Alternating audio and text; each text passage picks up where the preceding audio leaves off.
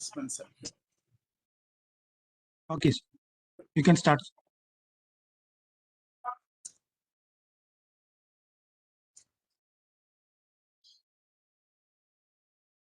Happy evening to all of you. Welcome to today's meeting on standards on auditing.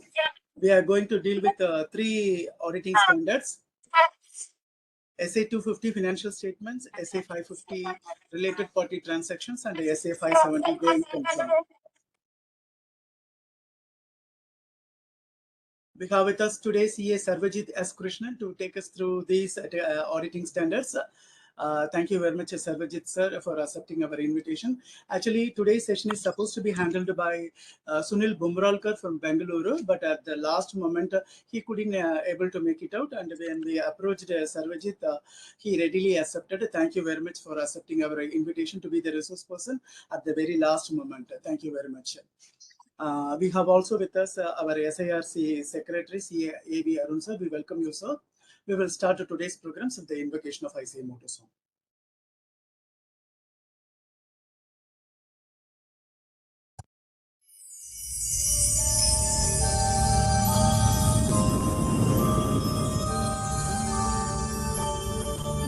Yaesha sukteshu jagrati Yaesha sukteshu jagrati Kamam kamam kamam kamamsho Pursho nirvimana nirvimana Tadeva shukram Tadeva brahma Tadeva mritamucchate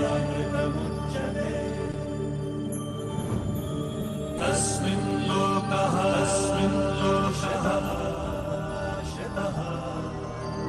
Sarve tadunatyati kaschan Etadvaita Etadvaita Etadvaita Etadvaita Etadvaita Etadvaita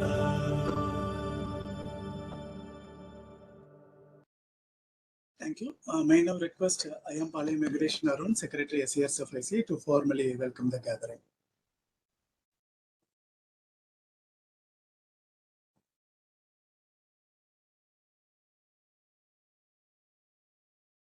Arun sir, over to you.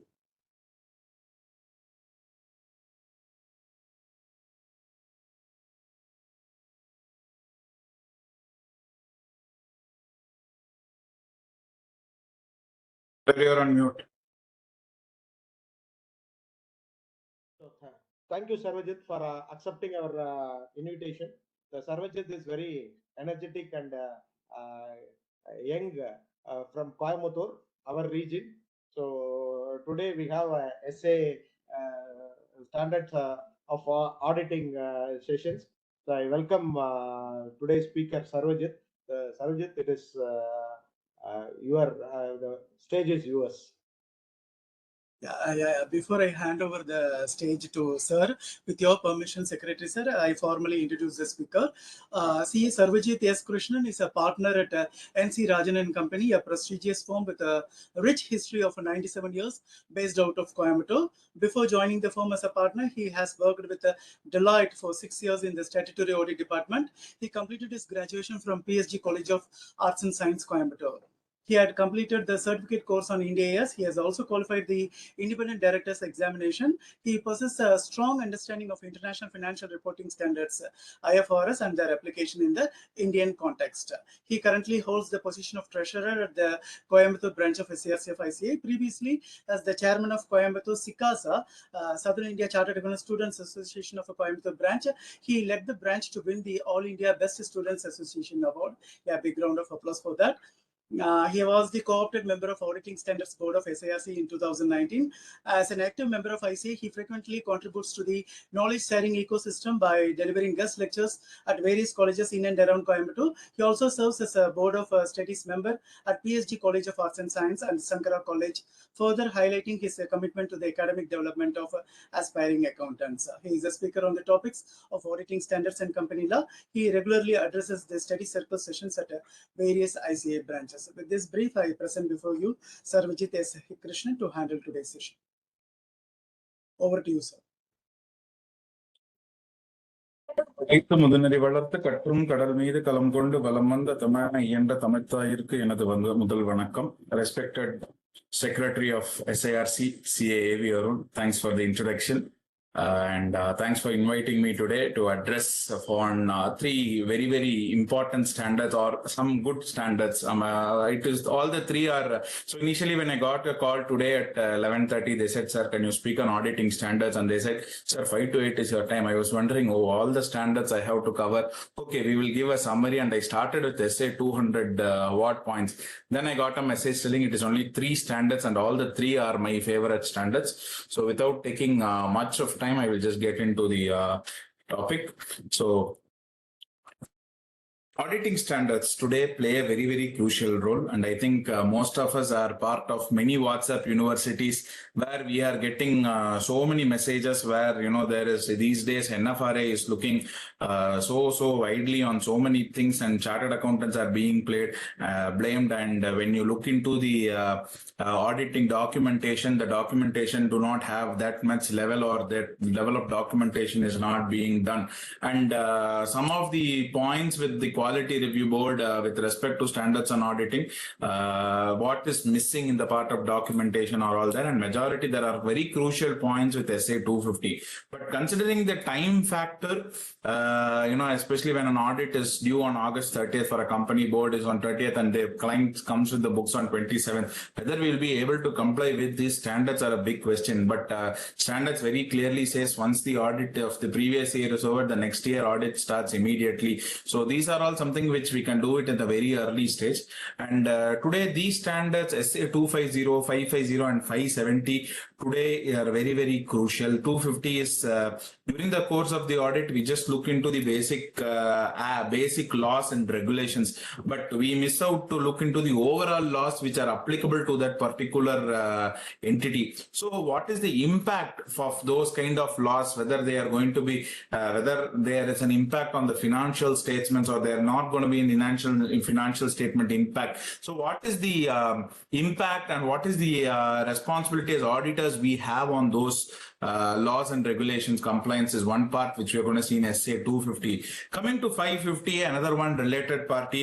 Today when we talk about related party, it is not just from a standards on auditing point of view. Standards on auditing point of view, we should look from multiple points. Like for example, you have accounting standard 18, Ind AS 24, you have Companies Act section 188, then you have SEBI LODR requirement rule 27, I guess, and you also have Income Tax Act. So all this put together, how are we going to identify a related party transaction? Because there is saying that related party transactions are some of the green red flag areas which is to be there. So how related party transactions are to be identified, and what kind of transactions are covered under related parties, and what is the reporting responsibility we have, and all. Then coming to SA570, one of a very, very crucial aspect of auditing, where we are going to talk about the going concern assumptions. Considering the fundamental and accounting assumption is going concern in AS1, as auditors, what we need to see for going concern, what are all the indicators which we need to see, those things which we will have a brush on 570. So before I start with the standards, once again, today, we are moving slowly from a traditional based approach to a risk-based audit approach. In a risk-based audit approach, 3 things are very, very important. There are 3 phases in a risk-based audit approach. So what are these 3 phases in a risk-based audit? The first and foremost is risk assessment. The first and foremost is a risk assessment. This is literally like, a patient goes to a doctor. So the first thing is the doctor has to first assess the patient and say, what is it? Then he will give the first set of medicines and see the response. And then finally, based on the responses and how the body reacts, he gives a report as to, yes, what is to be done and all those things. So similarly, and then he concludes this is the disease which the patient has and this is how it is to be treated. So similarly, when you approach an audit, the first part which we need to see is what events could occur that would cause a material misstatement in the financial statement. So for a risk assessment to happen, the fundamental thing as auditors we need to do is we have to understand and we should have an in-depth in-depth understanding of all the process. There are various processes which are there in an organization. You have the P2P, you have the procure to pay, you have the order to cash, you have a hire to retire, and you have treasury, you have asset, you have employees process. So all this process, financial reporting process, so all this process, we need to have a clear-cut understanding and distinguish itself between those which is going to have a financial risk, non-financial risk, and that financial risk, what could happen in that particular control, what is the control over there, what risk is over there, and what can cause a material mistake. Once we assess the risk, then we should identify the response for that, whether the events identified, which we have identified, occur, and because of that events which we have identified, any material misstatement happens in the financial statement. Once we know that there is a risk, and the risk, yes, when we tested, yes, the risk is there, it is applicable, then what is the control it is going to be there, whether the control is mitigating that particular risk.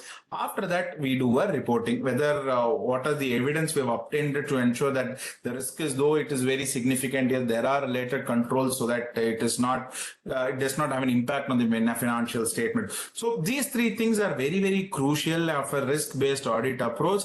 And further going to it on SA250, consideration of other laws and regulations in the audit of the financial statement. So today's discussion on this topic, we are going to start about what is the overview of SA250, then what do you mean by non-compliance, and what is the responsibility of the management when it comes to a compliance point of view, and then once management gives their response, what is the auditor's responsibility and what are the procedures the auditor has to do, and once the auditor has completed his procedure, then it is the response which the auditor is going to give, how he is going to report the compliance, whether if he has identified whether it is going to have an impact, what kind of an opinion he is going to give, and what are all the documentation which needs to be kept as a part of SA250. Now, for example, Child Labor Act. I'll just brief on this slide and then come to the example. So when you look into the effects of laws and regulations on an overview basis, you have two sets of law. There is a whole set of law which is applicable. So one of the fundamental thing which is required as a part of the basic documentation, we have a standard called understanding the entity, its environment and its control. So when you look into that standard, one of the fundamental thing which we need to document is what are all the applicable laws for this particular company. For example, the company is in the medicine, it's into pharmaceutical industry or manufacturing. So you should also consider the impact of the act which is related to the pharmaceutical industries also. So what are all the acts which are applicable? So if the labor is there, labor laws has to be taken care of. If they have a lot of trade shops, you have to look into trade license. Suppose they are into manufacturing of food articles, then FSSAI is also applicable. Trademarks is a trademark. So one of the basic documentation which is to be a part of your file is what is the entity, what is the business they are into it. When you assess that itself, you need to list out the applicable laws for that particular company. Now, these laws are further to be classified into two types. One is the laws which are going to have a direct effect on the financial statement, and the laws, though will not have a direct effect on the financial statement, but there is an impact. So what do you mean by there is an impact? Now, when I look into a laws which have a direct effect on my financial statement, there the thing which needs to see is whether the amount which is reported in the particular balance sheet, whether the particular amount which is reported in that balance sheet because of that law compliance is correct, whether the laws determine the reported amounts and disclosures in an entity's financial statement. And example will be tax laws. For example, you take your ESI and PF. Now, whether ESI and PF has been properly compiled with and the amount is properly shown in the particular financial statement. Here, the management's responsibility will be to ensure that it is in compliance of all those laws and regulations, and that the amount which the particular management has determined and it has put on the face of the financial statement and disclosed is in line with the provisions of that particular law and regulations. And what about the other laws? Now, these kind of other laws means which do not have an impact on the financial statement, but they have a provision under which the entity is allowed to conduct its business. They do not have a direct effect on financial statement, but there is a provision under which the entity is allowed to conduct the business. Now, what is it you need to do here is it has to comply with this law, may be fundamental to the operating aspects of the business. Now, what happens if you don't do a non-compliance of this laws? It will result in fines, litigations, or other consequences for the entity that may have a material effect on the financial statement. Now, what is this fines, penalties? Now, for example, let us take we know that in auditing, the procedures for doing an auditing is inquiry, observation, recalculation, reperformance, analytical procedures. Now, what happens as a part of our initial understanding of the client? Yes, we also need to check whether it has an impact on the going concern. Now, when you look into this observation point of view, we go around a factory. At that time, we find that there are some child laborers working. You go ask them why child labor, you get their age and you find them there that below that limit as prescribed by the Child Labor Act. So in that case, it is a non-compliance of that law, which they need to look into it. Now, what do you mean by non-compliance here? Any acts of omission or commission which is either intentional or unintentional, and it is also which are also contrary to the prevailing laws and regulations, just as I said about the Child Labor Act, and does not include any personal misconduct unrelated to the business activity by those charged with governance, management, and employees of the entity. Such acts include transaction entered into by or in the name of the entity or on its behalf by those charged with the government's management or employees. So what is non-compliance? There is some law which is there and we are not going to comply it. Acts of omission or commission, it can be intentional, unintentional. Without knowing, we do not know that this law is applicable to this particular company and we have not even complied with it. So that is also amounting to non-compliance. Now, what is the responsibility of the management to be exercised with the oversight of those charged with governance? See, it is the responsibility of the management with the oversight of those charged with the governance to ensure that the entities, it is the responsibility of the management. It is basically the management's responsibility to ensure that whatever activities is being carried on by the particular entity, it is in accordance with the provisions of laws and regulations. And the thing is, they have to implement an SOP and they have to follow certain procedures to ensure that the entity is as a whole is complying with these laws and regulations. So what are some of the procedures which they may implement to ensure that it is operating in line with those laws and regulations? Is they have to monitor the legal requirement, ensuring that operating procedures are designed to meet this requirement, instituting and operating systems of internal control, developing, publicizing and following a code of conduct, ensure employees are properly trained and understand what is to be done and all. And one more thing is they have to regularly monitor with the code of conduct and acting appropriately in case if the employees are failing to comply it, how are they ensuring that? So they have to have a continuous monitoring process, and also as and when time, they should also engage legal advisors to ensure that they are monitoring and to ensure that they are in line with the legal requirement. They are keeping up all the compliance required is being done.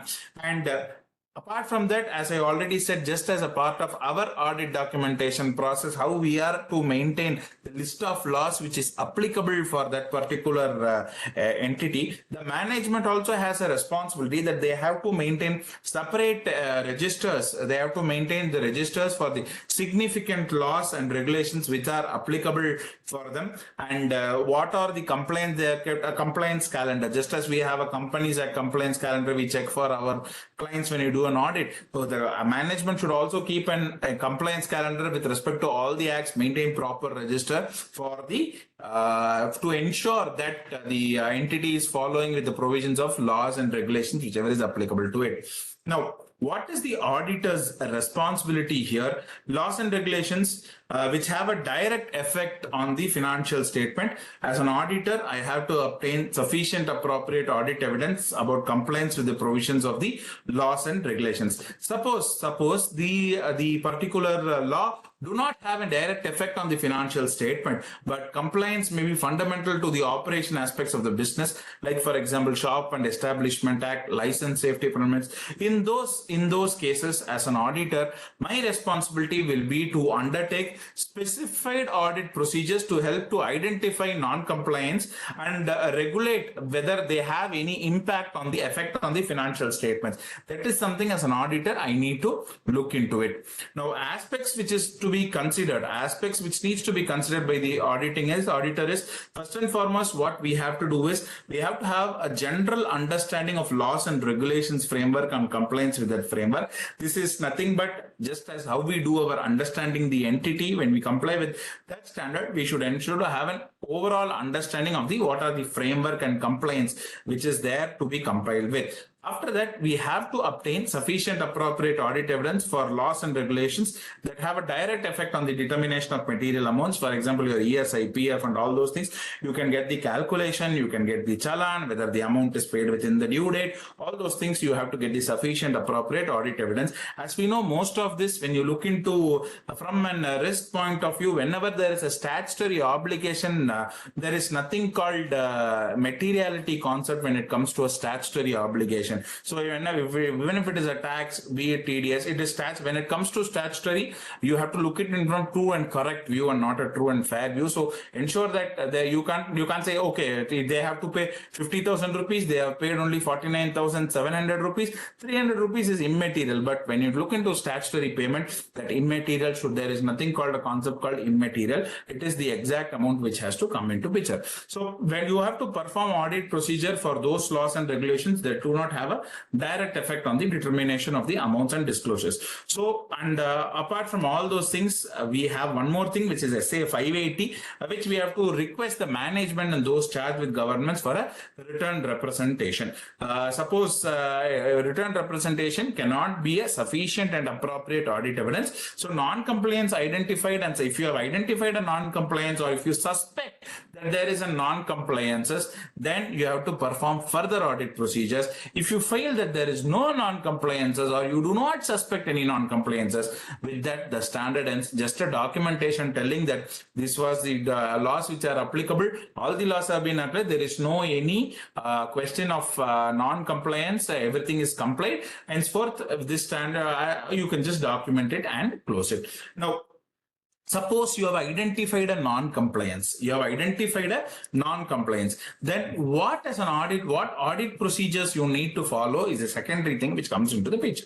So first and foremost, the first thing which you need to do is you should have an understanding of the nature of the act and the circumstances in which non-compliance has occurred. See, now for example, you can take a classic case of COVID. ESI, PF, all of a sudden March 23rd lockdown was given. April was lockdown. On May they were not able to pay, but later on they gave some time for paying after the opening happened, after the law, when the lockdown was removed. So in those cases, you can't say that what is the reason for such non-compliance, and you can so there is a notification which came later telling on a later date you can make the payment, or they gave some more time. So in those cases, it cannot be treated as non-compliances, but that you cannot conclude. So for that, if you need to conclude that, then for that you should have an understanding and also the circumstances in which this non-compliance has occurred.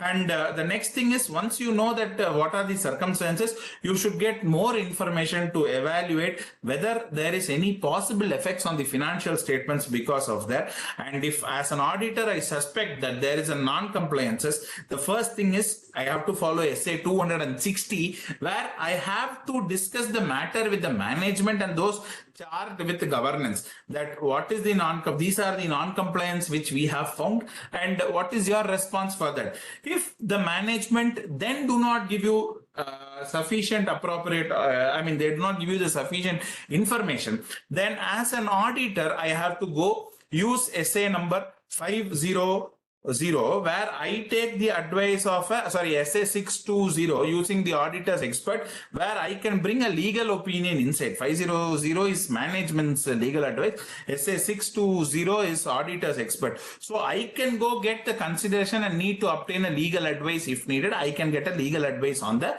same. If sufficient information about the suspected non-compliance cannot be obtained, the auditor shall evaluate the effect of the lack of audit evidence, and based on which, if there is no audit evidence, then as an auditor, then I can modify my audit opinion. I can qualify or modify my audit opinion based on the level of assurance I have got and the sufficiency and appropriateness I have got of the audit evidence. So once you have identified the non-compliance, how the reporting happens is, the first step we need to do is reporting the compliance, non-compliance with those charged with governance.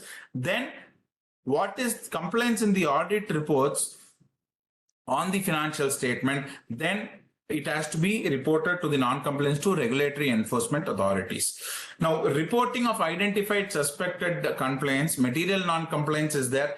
Inadequately, it is reflected in the financial statement. Then you will either have a qualified or adverse opinion. When there is a limitation by the management, auditor is unable to obtain an evidence, then it will be a qualified or disclaimer of opinion. Then when there is a limitation by circumstances, then we have to evaluate the impact on the opinion. So these are the ways we need to put up in our audit report.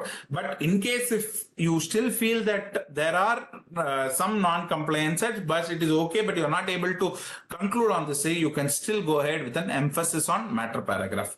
Now, coming to the documentation part, once you have identified or suspected non-compliances, the auditor should document the identified or suspected non-compliance with laws and regulations and what is the result of the management. In fact, one of the query which happened, since I am talking about the discussion with the management here, I want one of the point which was raised by the QRB recently for one of the cases is regarding impairment. We don't do any checks at sometimes. So we just discussed with the management and they said we have not identified any assets which is impaired. So with that we just closed. But what QRB says is document, have a clear documentation telling with whom the discussion carried on, what was the discussion carried on, what was the conclusion which was given, and what is the opinion of that. Documentation needs to be maintained very clearly. Similarly, in these cases for a non-compliance with laws and regulations, whatever is the results of discussion with the management where applicable, then that all the discussion where you have taken a legal opinion, that legal opinion,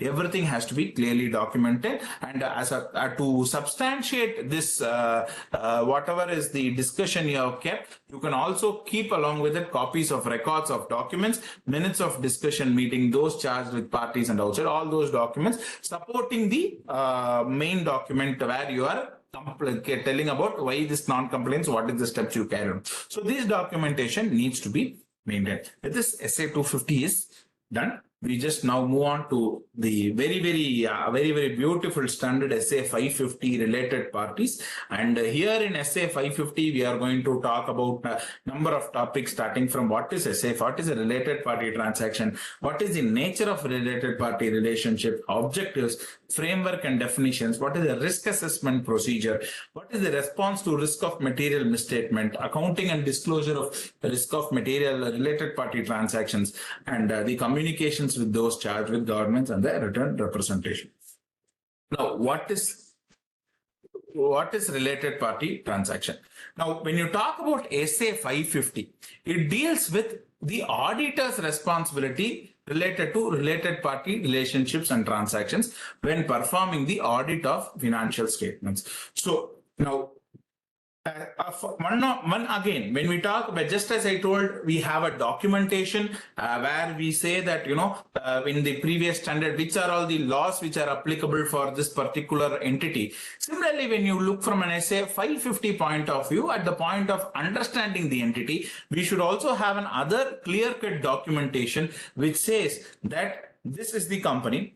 Suppose if it is a holding company, who is the holding company? Who are the promoters of that holding company? What are all the related concerns which is there in that holding company? All those to be clearly documented. So this standard will say what is the responsibility of an auditor with regard to related party relationship and transactions when performing an audit of financial statement.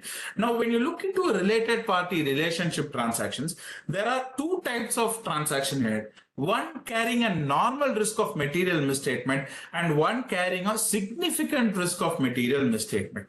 So some of the examples of a significant risk of material misstatement which we see in SA315 and 330 here, there is a complex structure and transaction. Holding will give to one subsidiary, subsidiary will again sell it to one associate. This is literally like, I think you would have seen this movie called Kalagalappu in Tamil, where he says, where Santanam will tell to them, இந்த மூட்டையை கொண்டு போய் நீ இந்த குடவுன்ல அரிசி குடவுன்ல வை அந்த அரிசிக்கு நீ இன்னொரு he will tell to the second guy, take this sack from this particular godown and keep it in the second godown, and he will tell to the third guy, take it from the second godown and place it in the third godown, and then fourth guy he will say, take it from the third godown and place it in the first godown again. So they used to go do this. So this is how some transactions with related party relationships take on a very, very big, because it will be so complex. So this can have a significant risk on your material misstatement. That is okay. But to identify the significant complex structure and transaction, the information systems which is to be used should be proper. It should be very effective. It should be, you must be able to identify the transactions, what is the balances. Suppose if the information system is very ineffective, like for example, it records all transactions except related party transactions. So if that kind of an ineffective information system is there, then it becomes a significant risk of material misstatement. Then another one important thing is transactions not conducted at an arm's length price. Today, in fact, most of the banks, when you, for especially banks, for entities which have huge exposures, one of the certificate which they ask from the bank every certified by the auditor, the bank asks for every quarter that the transaction with the related party was at an arm's length price. So just like that, we cannot give a certificate that this was in arm's length. So we need to get the evidences, get the bill, get on the same day, same item bill, what is the amount at which it is being sold to an outside party, what is the bill which is sold to the related party, all those to be complied and documented, and then only we have to sign those certificates. So in case the transactions are not conducted arm's length pricing, then I think that is going to have a significant risk of material misstatement. Now, what is the objective and what is the responsibility? We have two objectives here in a related party standards. First one is we have to understand the related party relationships and what is the nature of transaction between them. So what is the report? The responsibility relating to above objective is we have to conclude as to whether financial statements associated with those relationships and transactions are true and fair and not misleading.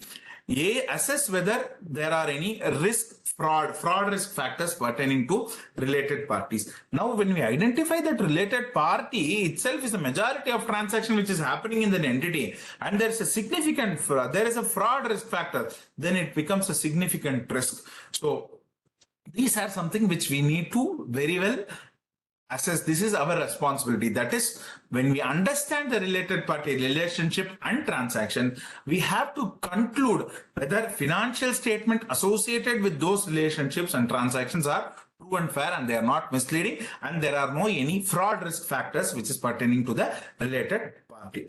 The second objective is whether there has been a proper accounting and disclosure of relationships and transactions. Now, if you look into AS24, I think in day 34 for related party. So when you look into these things, this is a disclosure standards which we have. So as long as related party is concerned with, proper accounting has to be done and it has to be clearly disclosed. It has to be, disclosure is something which is very, very important. That is one of the objective of this standard. And what is the responsibility of an auditor against this particular objective is we have to perform audit procedures to identify, assess and respond to the risk of material misstatements arising from the entity's failure to appropriately account for or disclose related party relationships, transactions or balances in accordance with the framework. So Here again, when we look at, I don't know how many of you here have done the forensic audit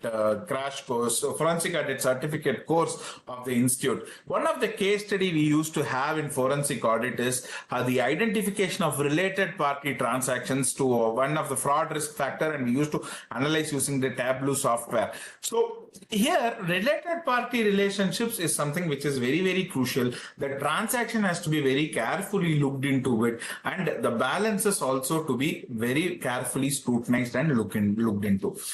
Other responsibilities apart from this is we have to plan and perform the audit with professional skepticism, which is very apt, and there is a higher detection risk of material misstatement for related party relationships and transactions due to greater opportunity for collusion, concealment, and manipulation by management, since management may be unaware of all related party relationships and transactions.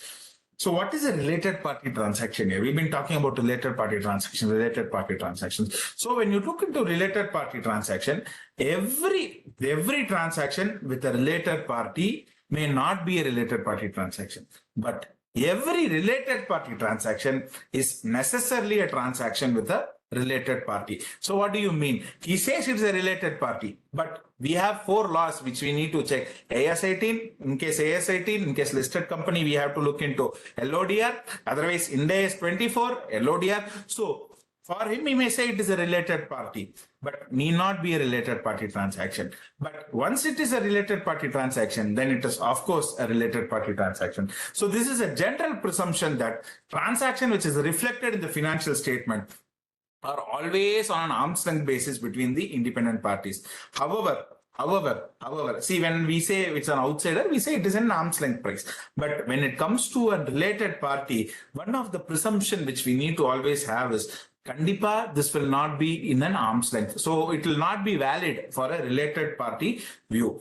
So whenever or wherever there is a transaction with a related party, there is a scope to give benefit or undue advantage, and the same is presumed to be given. So it is just our presumption that, oh, there is a related party transaction. There is a chance that, he would have given it at not in an arm's length price. So that is a presumption which we need to look. Unless otherwise it is said that no, related party irundalo, unrelated party irundalo, the company follows the same set of principles, same set of billing and all.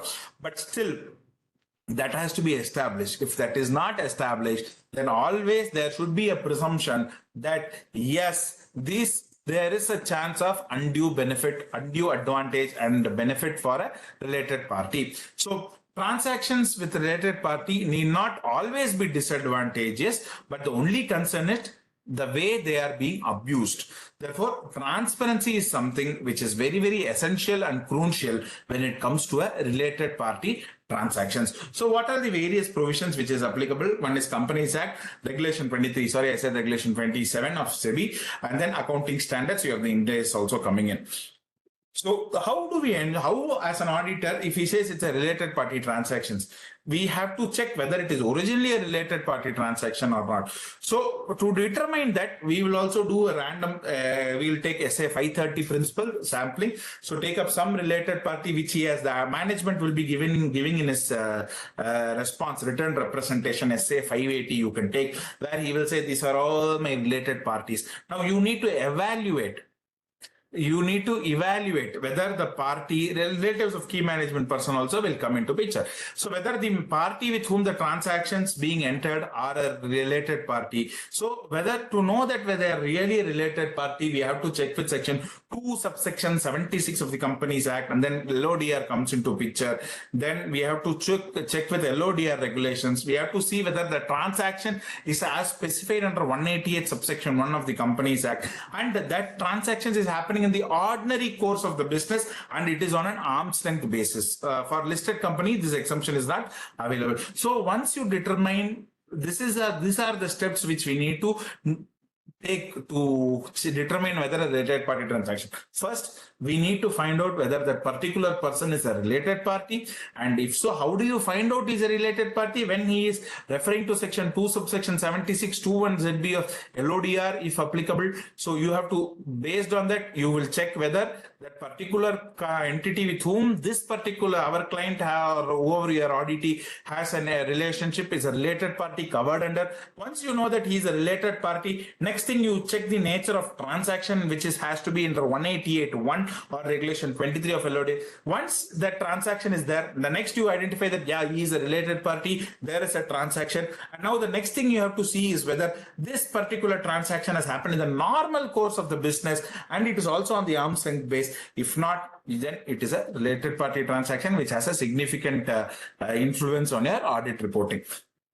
Now, what are some of the related party transactions which we have? Following are some of the examples of the related party transactions. Purchase of sale of goods, finished or unfinished, purchase of sale of fixed assets, rendering of services, of rendering or receiving of services, agency agreements, leasing or hire purchase agreements, transfer or research and development, license agreements, finance, guarantees and collaterals, management contracts, including for deputation of employees. So these are some of the related party transaction. Now, coming to an audit point of view, risk assessment procedure, as I rightly said, we have three phases in a risk assessment, risk-based audit approach, as a risk assessment, risk identification, and then reporting. So now, first thing is we have to understand the related party relationships and transactions. So the first thing is we have to give specific consideration to the susceptibility of the financial statement to material misstatement, which is due to fraud or error. So that could result from entities, related party and related party relationships and transactions. Next one is we have to inquire with the management. Now, as a part of our audit procedure, we have some of the audit procedures like inquiry, observation, recalculation, reperformance, analytical procedures. So when we do this kind, one of the things which we do is inquiry. We have to inquire the management. When I started this by telling that we have to maintain a document of the list of related party, this is mostly given as a part of the management's as a part of the written representation management will give you. Now, the next question as an auditor, which we need to ask the management and which we also need to document is, we have to inquire how that particular entity is a related party. If they say he is a related party, then what is the nature of relationship, whether it is a holding, whether it is a subsidiary, or it is a it is a common holding company. How is their relationship determined? How are they coming to a conclusion that is a related party? That things also to be inquired and documented. After that, we have to have an understanding of the controls from the management and within the entity, how they are identifying, how they are authorizing, how they are accounting, how they are approving transactions and arrangements in the normal and outside course of the business. Especially you see in related party concern, there will be two companies, from here money will go there, money will go. So many issues will be there. So how they are going to, if there is a buying and sale will be happening very frequently. So how management is going, what steps management does to ensure that this is correct, this is normal, or how they are identifying it, how they are disclosing it needs to be considered. So this is not only through bank we do, not only through the analysis, how as an audit procedure we also can know how they are doing is some of the ways, sources from where we could get this is bank, legal and third party confirmations, minutes of the shareholders and those charged with governance meetings, any other records whichever is considered necessary. So we need to get all these records, and then based on that we need to determine how they are able to transact. For example,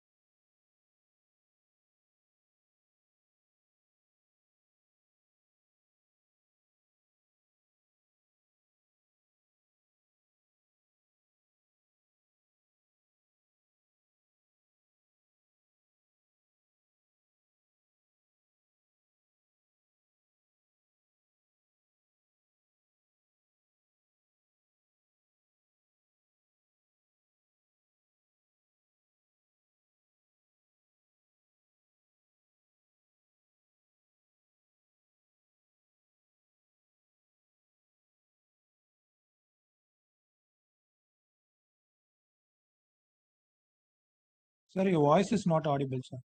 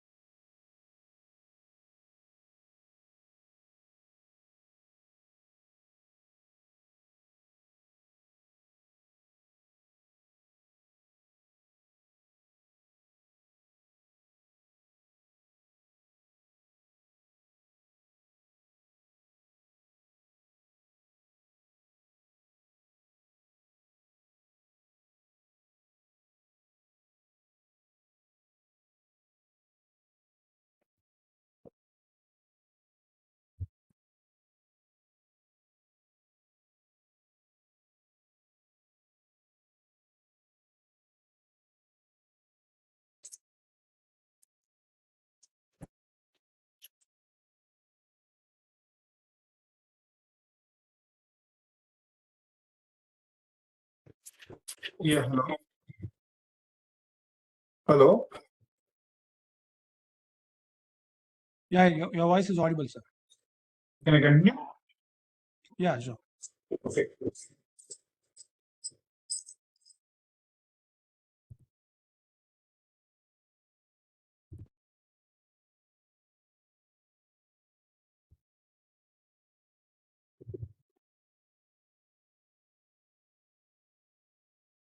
Okay.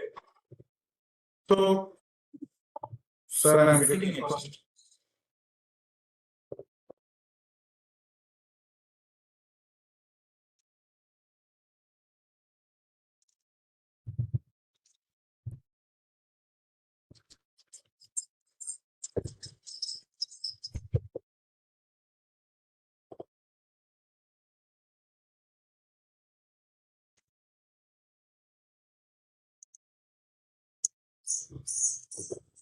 Hello. Yes, sir. Sir, I'm getting some phone.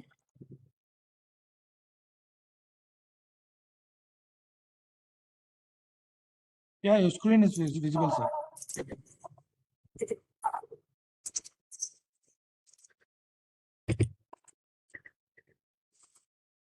So yes, these are some of the sources from where we can get the related party transactions and nature. Now, what are the discussion procedures here? Now, whether significant transactions pertaining to related party.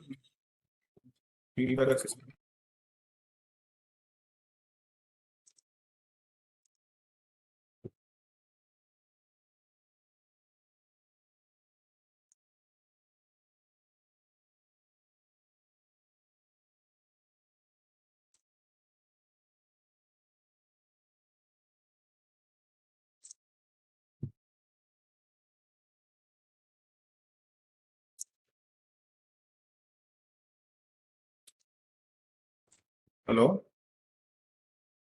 Sir, am I audible? Yes, sir. You're very much audible. Okay. Now it's okay. Now it's okay. Now, the next thing we need to look into is we have to determine whether there is a significant related party transaction and whether this significant related party transactions give rise to any significant risk of material misstatement. Suppose there is a significant related party transaction and that also gives rise to a significant risk of material misstatement, then it will be considered as a fraud risk. It will be considered as a fraud risk. Now, how do we respond to the risk of material misstatement?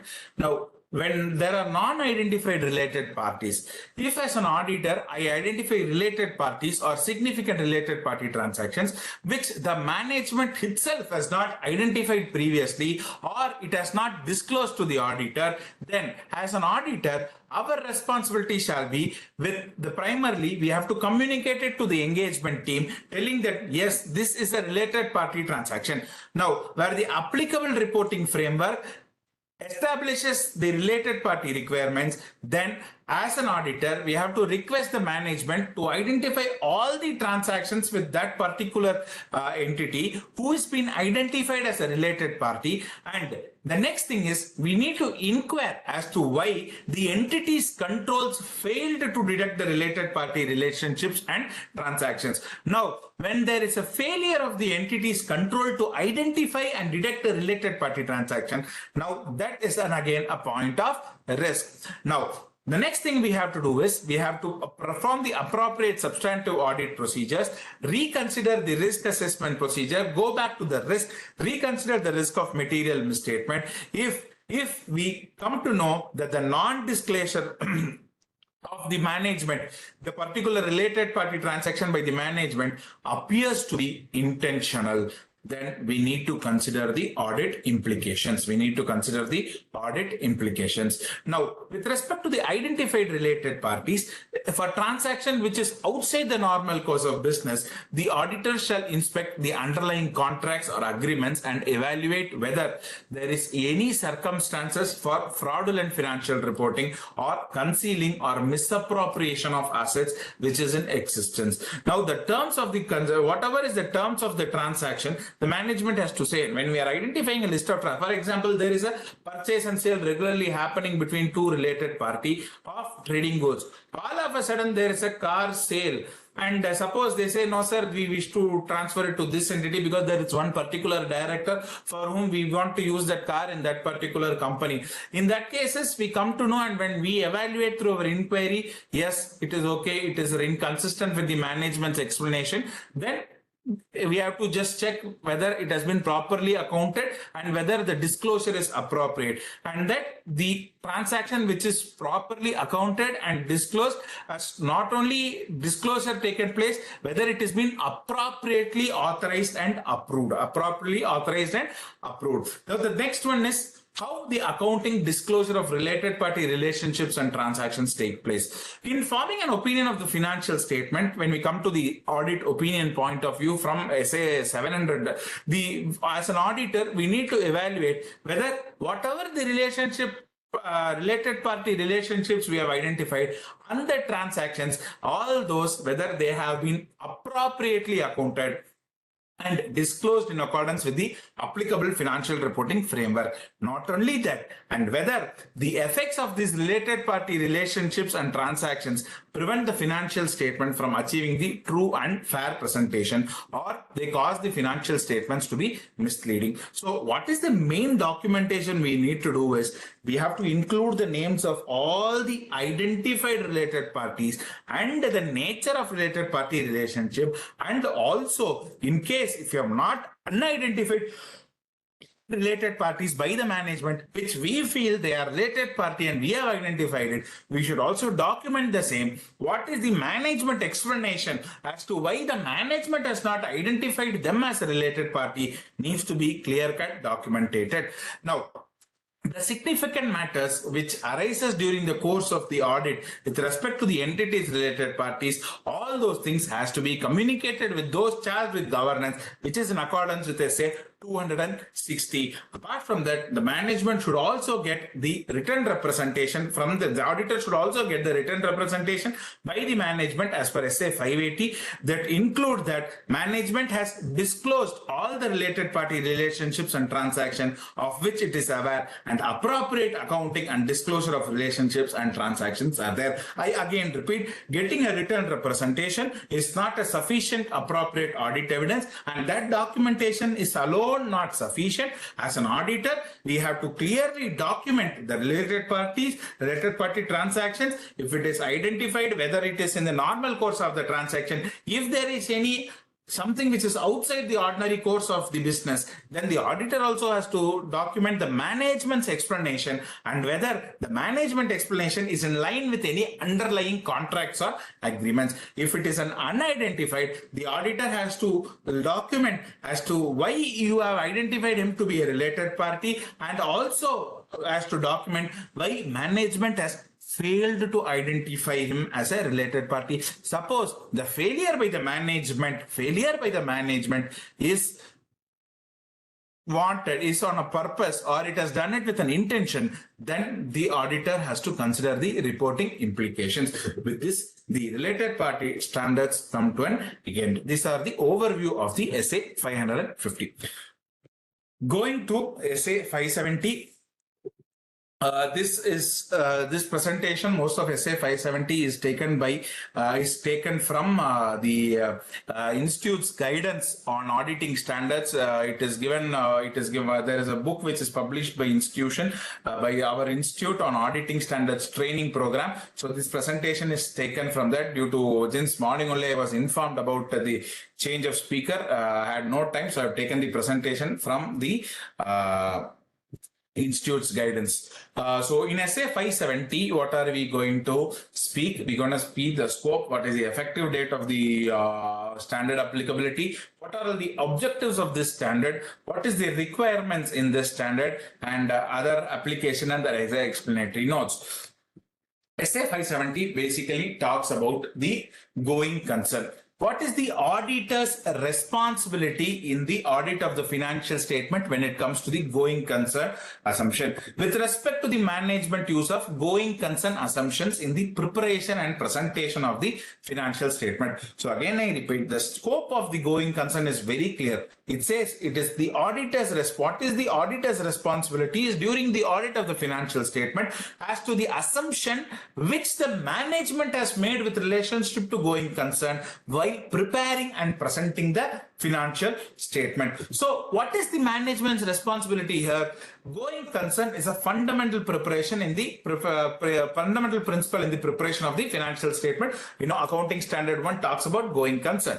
Now, management has to make specific assessment of going concern. So how they are going to judge about inherently uncertain future outcomes of events or conditions? The period should be at least 12 months from the date of the financial statement. Fine. I am not an astrologer. Management is not an astrologer. He does not know what is going to happen in the next 12 months. It is literally like we also have a responsibility now in Caro, where we have to say about whether the company will be able to repay in one of the point in Caro where the company that expects us to be an astrologer, which is really so much of assumptions and so much of conclusions need to be taken on that. Now, how do the management assess the going concern? So on the date of financial statement, the management has to look into a period for at least 12 months and based on what? At that particular point of time, whatever is the information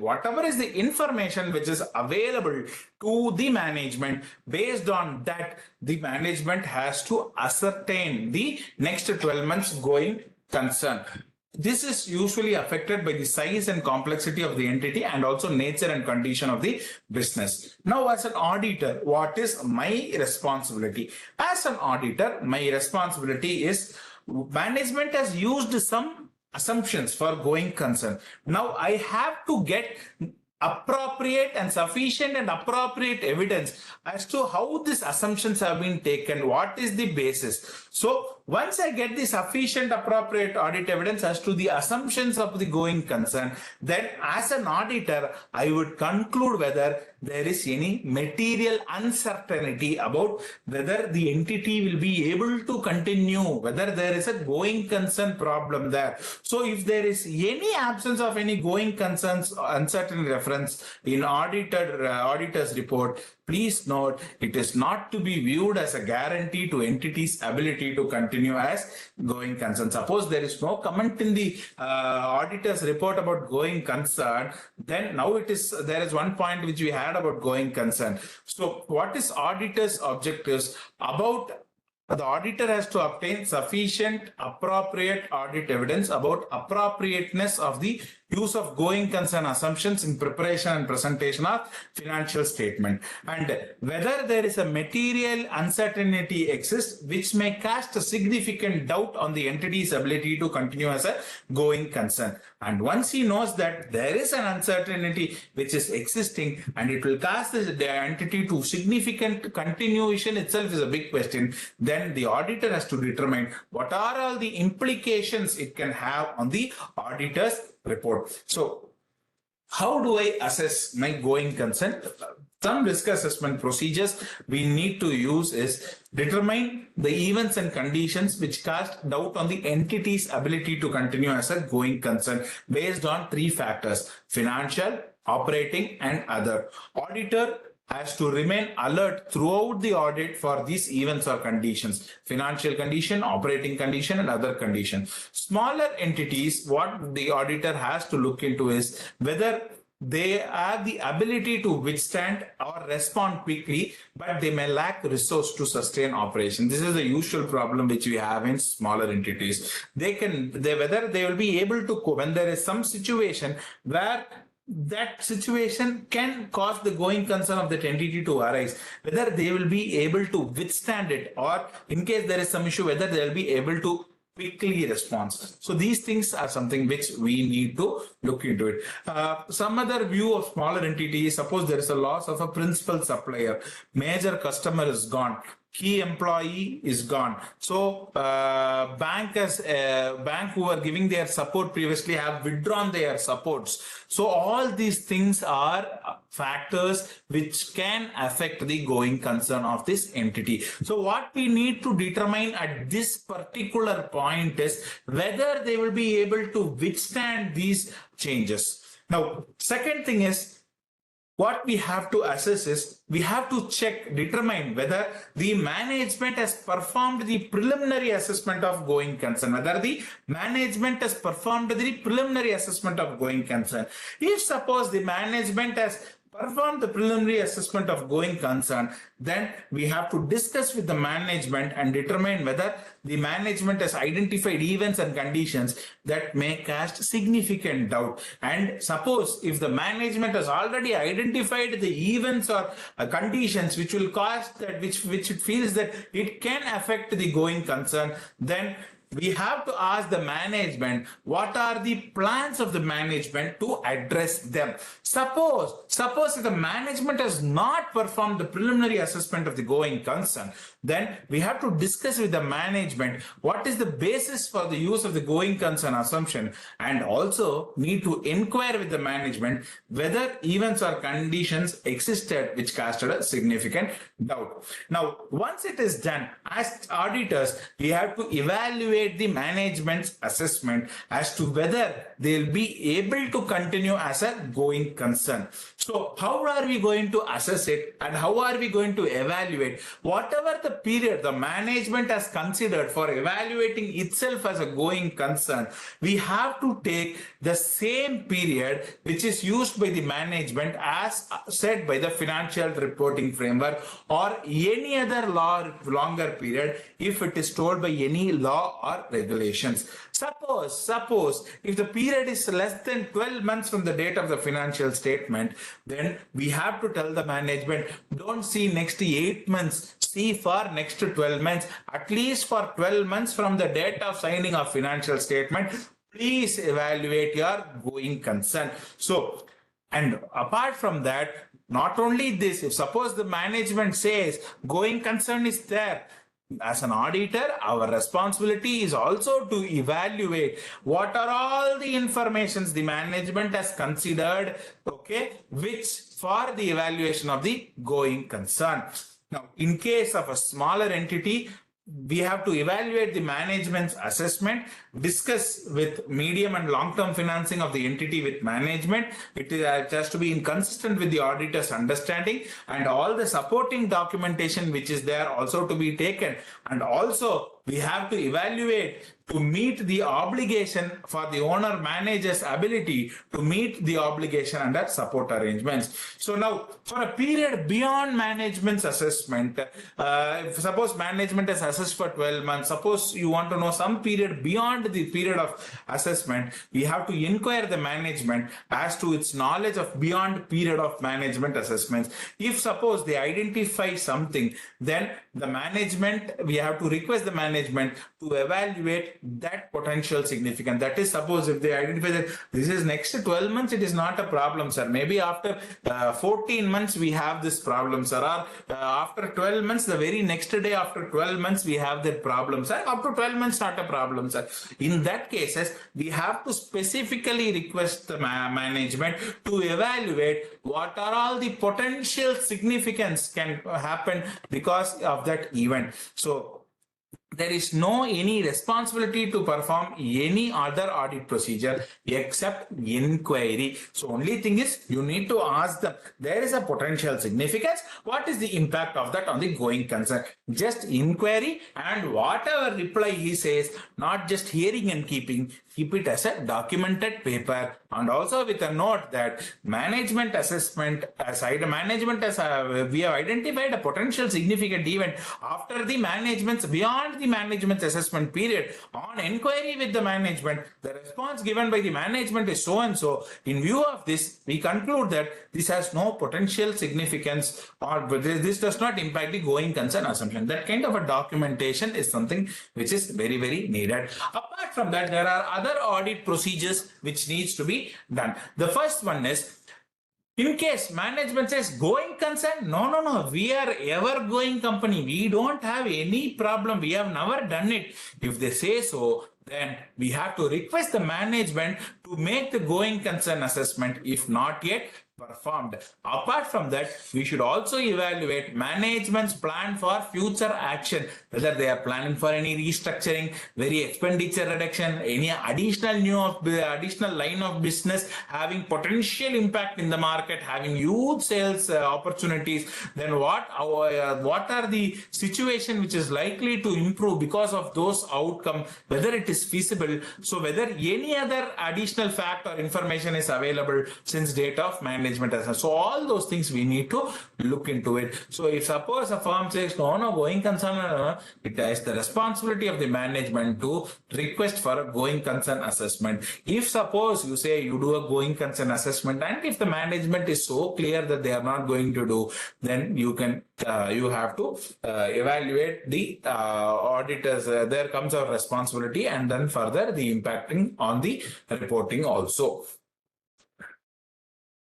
Now, additional audit procedures which can be done. The second part is we also have to look into the cash flow forecast which is prepared by the entity. We have to evaluate the reliability of the underlying data generated to prepare the forecast, determine whether adequate support for assumptions underlying is there. So apart that is, we have to get it. If they say no, entity will continue, we have the cash flow statement generated. You should not just get the cash flow statement, you should also get the workings for the cash flow statement and keep it and evaluate whether the assumptions which were used in the preparation of the cash flow are correct, whether there is a reliability on the data generated in the preparation of forecast. Apart from that, we should also request a written representation from management wherever appropriate for further action and feasibility. So based on all these things, the auditor will conclude what are some of the audit conclusions and reporting. If suppose there is any material uncertainty which exists and it relates to any events or conditions, and these events and conditions caused a significant doubt regarding the going concern assumptions, then there is a material uncertainty. Then what is the potential impact? What is the likelihood of occurrence in such that case? In auditor's judgment, appropriate disclosure is needed, and all that, what is the impact on the true and fair view, all this needs to be concluded. If suppose the going concern assumptions turn to be very, very inappropriate, okay, then as an auditor, I have to express an adverse opinion. With respect to when you evaluate going concern, you have to evaluate the assumptions.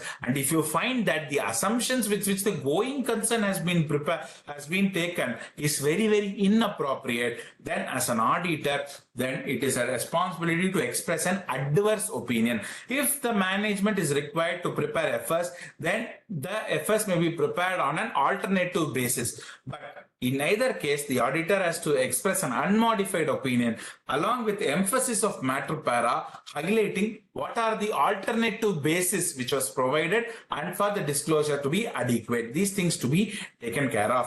Now, management is telling that no, we don't want to make or extend any of the assessment. That is, then what happened? You are unable to, there is a failure for you to obtain the sufficient appropriate audit evidence. Then the auditor has to consider the impact on the auditor's report. It can be a qualified opinion or a disclaimer of opinion. Then unless all those charged with governments involved in communicate even that cast significant doubt whether events and condition constitute material uncertainty. This is something which as an auditor I have to communicate with those charged with governance as per SA 260 again. What are the events and conditions which I feel there is a material uncertainty. Now, the second thing I have to see is the going concern assumptions which I have used, whether it is appropriate in the preparation and presentation of financial statement, adequacy of related disclosures. These are something which as a chartered accountant has to be as an auditor has to be communicated with those charged with governance. Now, there is a significant delay in the approval of financial statement. So what happens? The date of financial statement is over. After that, there is a significant delay in the approval of the financial statement by those charged with governance. Now, as an auditor, I have to inquire what is the reason for the delay for the approval of the financial statement. If the delay is due to events or conditions which is in respect to the going concern assessment, then as an auditor, I have to perform additional audit procedure, and also I have to consider an auditor's conclusion regarding existence of material uncertainty. So this is all about SA 570, which talks about going concern. With this, I conclude my presentation on this 3 standard. I thank the organizers for giving me an opportunity to address today evening. Thank you.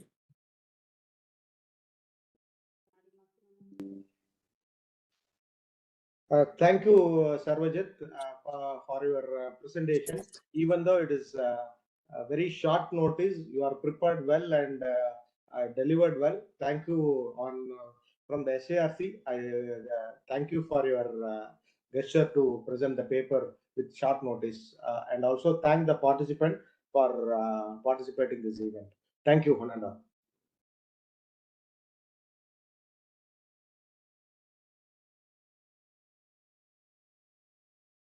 Sir, I will close. Any query?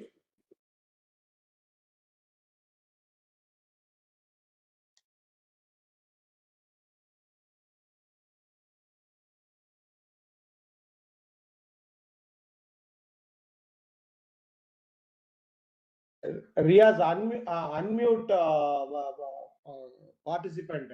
If they want to raise any queries, they will ask the query through online. Directly unmute themselves and ask the query. Hello, Rahman.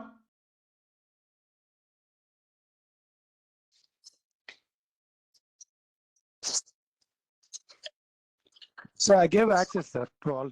Yeah. Sir, is there is any query, please unmute yourself and ask the query, sir. Sir, I gave access to all the members, sir. Yeah.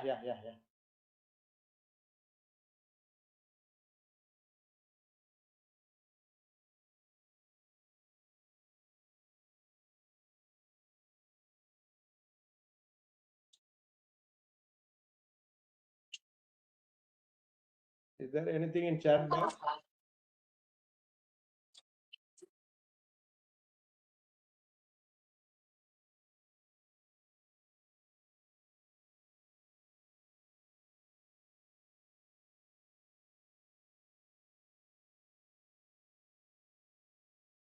I think there is no query.